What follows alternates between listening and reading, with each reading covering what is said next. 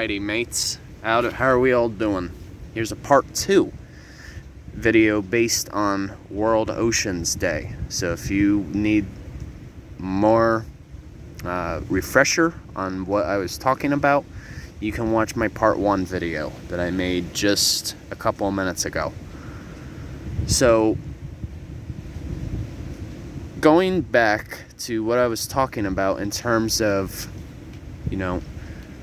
what our oceans really do for us and why we should care, it's the fact that, for one thing, the oceans actually make up 70% of our planet. 70%.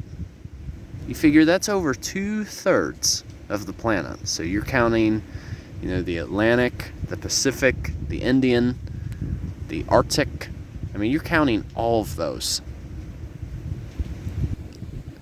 And even the Gulf of Mexico.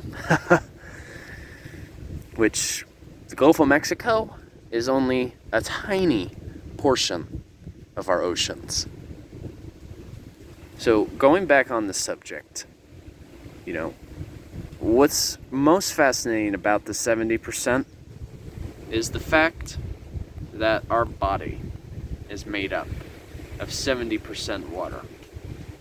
So it really goes to show that water is a very crucial compound on this planet. Without water, there would be no life. Think about that for a second. No water equals no life.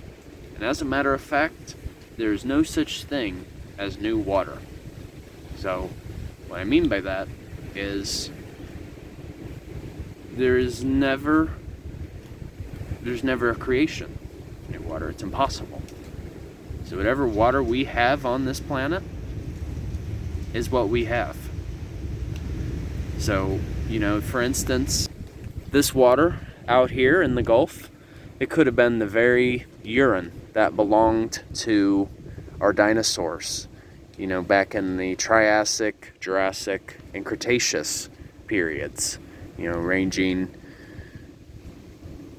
500 to 365 million years ago, if not more. So it's very humbling to think about just how water has a way to be recycled. Yet, our water to this day remains on the brink because of various issues such as contamination.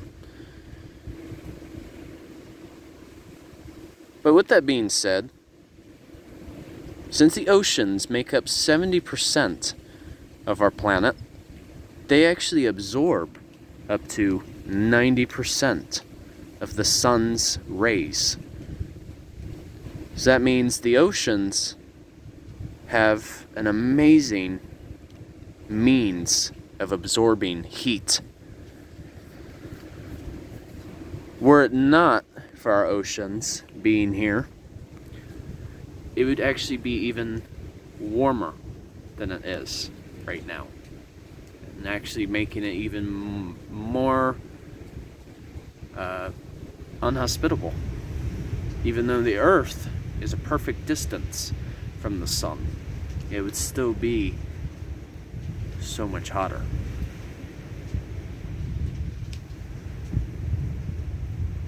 And now, since I mentioned about this, the sun's rays and its heat,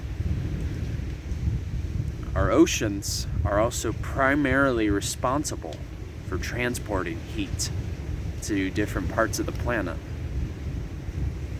in a natural sense, because oftentimes at our oceans is where we will find our what you call wind patterns. So, like, for example, we have something called a Hadley cell, which I believe lies between 30 and 60 degrees north latitude. What these Hadley cells do is they're literally a convection of air currents. So what I mean by convection is basically rising air that will then go back down. And it usually forms, like an ellipse. But this is over a very, very long distance, a couple of 1,000 miles. But what I'm basically trying to say is our oceans really transport that heat. And thus, that actually leads to a discussion of the water cycle. So, perfect enough, right? So whether you realize it or not, for my fellow Ohioans or Arkansans, for example, some of the rain that you're getting right now or any day, it's most likely, or not most likely, but that water at some point came from the ocean and it made its way that far up. And so the water cycle basically refers to how water is present on the ocean. It has the capability of evaporating, so it turns into water vapor. So then, once it reaches into the atmosphere, it turns into clouds. Because the higher up you go into the atmosphere, the water will then condensate. Because the higher up you go, the cooler it becomes in terms of temperature.